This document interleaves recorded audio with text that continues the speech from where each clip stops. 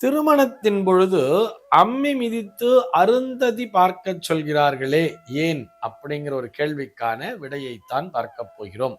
அம்மி மிதித்து அருந்ததி பார்த்தல் அப்படிங்கிறது ஒரே நிகழ்வு அல்ல. இது நல்லா புரிந்து கொள்ள வேண்டும். முதல்ல பார்த்தோம்னா அம்மி மிதித்தல் அப்படிங்கிறத வச்சிருப்பார். அஸ்மதாரோகணம் அப்படின்னு சொல்லிட்டு அதற்கான பெயரை வைத்திருப்பார்கள். அஸ்மன் அப்படின்னு சொன்னா அதற்கு கல் என்றுதான் பொருள். கருங்கல் அப்படிங்கிறது ஒரு பொருள்.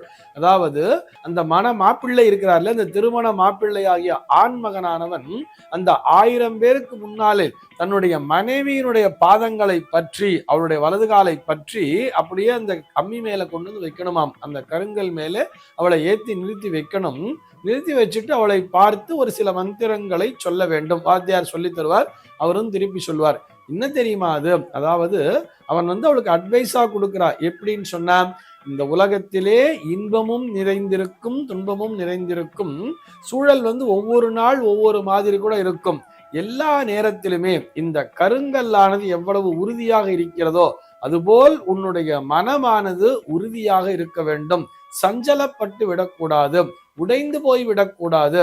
உடைந்து போய், அதாவது ஏதோ ஒரு வருத்தமான ஒரு நிகழ்வு நடக்குதுன்னு சொன்னா அதிலே நீ உடைந்து போய் நீ எளிதிலே அதிலே வீழ்ந்து விடக்கூடாது.